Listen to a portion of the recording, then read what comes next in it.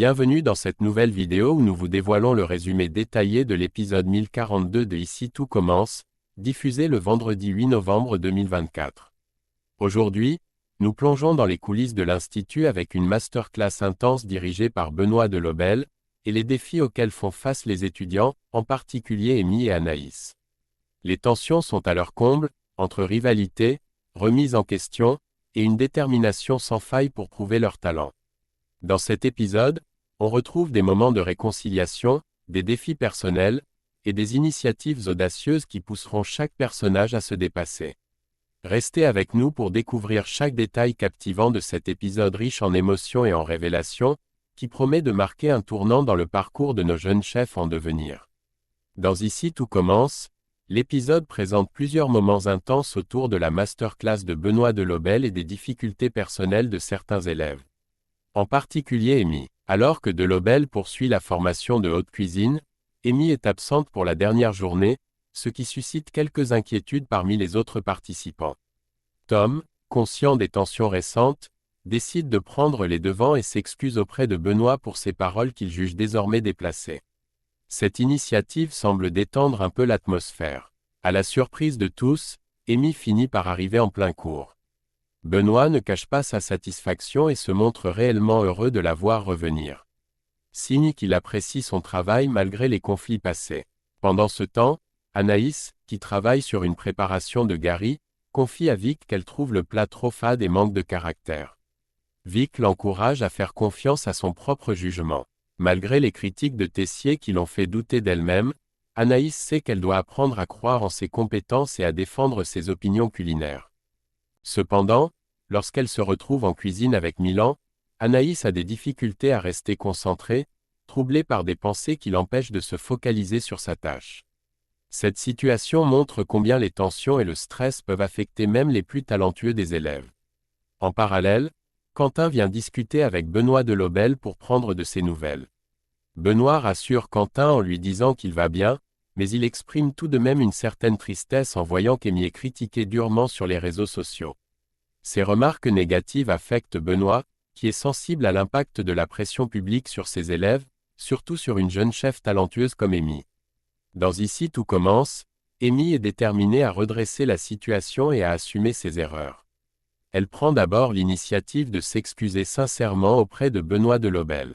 Elle lui explique qu'elle refuse de se montrer faible ou irresponsable comme elle perçoit son père l'avoir été par le passé. Cette confession révèle à quel point elle souhaite évoluer en tant que chef et en tant que personne. En prenant soin de ne pas répéter les erreurs qu'elle a vues chez son père. Sa démarche envers Delobel est empreinte de respect et de maturité, montrant qu'elle est prête à dépasser les conflits personnels pour avancer. Amy décide également de présenter ses excuses à Quentin pour la gifle qu'elle lui a donnée précédemment. Elle comprend que son geste a pu lui causer du tort et souhaite maintenant réparer la relation. En reconnaissant ses erreurs ouvertement, elle démontre un réel désir de construire des liens plus solides avec ses collègues. Malgré les tensions passées, pendant ce temps, Tessier, le directeur exigeant de l'Institut, demande à Amy de venir dans son bureau à 17h. Cette convocation semble sérieuse, d'autant plus que Pénélope, une autre étudiante, est aussi attendue pour cette rencontre.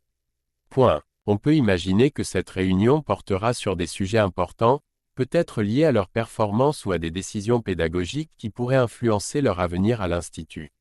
De son côté, Antoine se confie à son fils, Souleymane, sur sa récente rupture amoureuse. Antoine admet qu'il n'a aucun regret, car lui et son ex-compagne étaient trop différents pour que leur relation puisse réellement s'épanouir. Il explique qu'il préfère se souvenir des bons moments plutôt que de s'accrocher à une histoire sans avenir. Cependant, pour rassurer Souleymane, il précise que, malgré la séparation, elle restera toujours quelqu'un d'important pour lui. Ce partage entre père et fils montre la sagesse d'Antoine et son honnêteté dans ses relations personnelles. Enfin, Stanislas, en charge de la salle, informe Anaïs qu'un client fidèle a exprimé son insatisfaction après un repas récent. Ce client régulier, habitué à une certaine qualité, s'est même demandé si le chef en cuisine avait changé, trouvant que le plat manquait de saveur et de l'originalité auquel il était habitué. Anaïs reçoit cette critique avec sérieux, prenant conscience de l'importance de maintenir un niveau d'excellence pour satisfaire les attentes des habitués. Cette remarque la pousse à réfléchir davantage à sa manière de cuisiner et aux détails qui peuvent faire toute la différence pour des clients fidèles. Dans Ici tout commence, Clotilde décide de former des binômes de travail pour un exercice en classe. Elle attribue Carla et Colline dans la même équipe, un duo qui s'annonce difficile au départ en raison de leur relation tendue.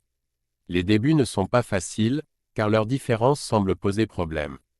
Pourtant, au fil du temps, elles finissent par trouver un équilibre et par devenir complémentaires. Cette collaboration surprend même Clotilde, qui reconnaît leur travail en leur attribuant une excellente note de 18/20. Ce succès marque une belle progression dans leur relation et leur capacité à travailler ensemble. Après le cours, Carla et Colline se promènent dans les rues de Calvière pour se détendre. Lors de leur balade, Colline tombe par hasard sur sa mère, Angèle. Plutôt que de révéler la vérité, Colline présente Carla sous le prénom de Mélanie, prétendant qu'il s'agit d'une simple collègue de travail. Carla est choquée par cette présentation inattendue, d'autant plus qu'elle réalise qu'elle vient de rencontrer la tante de Colline sans le savoir. Une fois Angèle partie, Colline avoue à Carla qu'elle ment régulièrement à sa mère. Elle explique qu'Angèle ne sait pas qu'elle est élève à l'Institut Auguste Armand, au lieu de cela, elle lui fait croire qu'elle travaille pour un traiteur. Colline semble redouter la réaction de sa mère si celle-ci découvrait la vérité sur sa formation et ses ambitions culinaires. Ce secret crée un fossé entre Colline et sa mère, mais également une complicité nouvelle entre elle et Carla, qui est désormais au courant de cette double vie que Colline mène pour protéger ses rêves. Dans Ici tout commence, Anaïs se sent bloquée dans sa progression et admet que Tessier a peut-être raison de lui reprocher son manque d'initiative. Elle a l'impression de pantoufler, de stagner sans vraiment avancer. Hortense, qui l'écoute avec attention, lui assure que c'est normal de se sentir ainsi après la perte de Salomé, sa meilleure amie. Cette absence laisse un vide important dans la vie d'Anaïs, ce qui affecte son moral et sa motivation. De plus, Anaïs avoue que ses pensées sont souvent occupées par Milan, une préoccupation qui l'empêche de se concentrer pleinement sur son travail.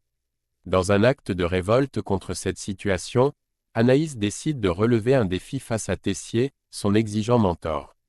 Elle semble déterminée à prouver qu'elle peut dépasser ses blocages et se libérer de cette routine qui la freine. Par ailleurs, l'heure du départ a sonné pour Benoît Delobel, qui termine son séjour à l'Institut. Avant de partir, il tient à remercier chaleureusement Lionel et Jasmine pour leur soutien constant tout au long de sa masterclass. Benoît, qui a souvent élevé la voix pour se faire entendre, confie qu'il va désormais travailler sur lui-même pour apprendre à s'exprimer avec plus de calme. Il souhaite se libérer de l'habitude de « gueuler » pour être respecté, un changement qu'il voit comme essentiel dans sa carrière. Pendant ce temps, Tessier réunit Pénélope et Amy dans son bureau pour une discussion importante.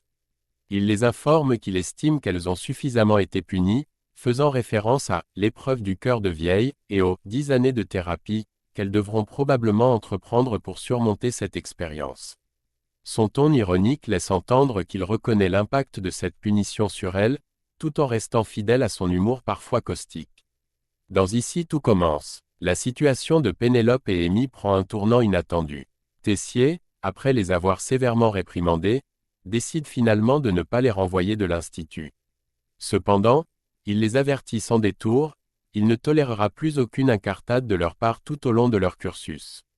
Le directeur se montre intraitable et met en garde les deux jeunes femmes, leur précisant qu'il ne veut plus entendre parler d'elles en dehors des cours.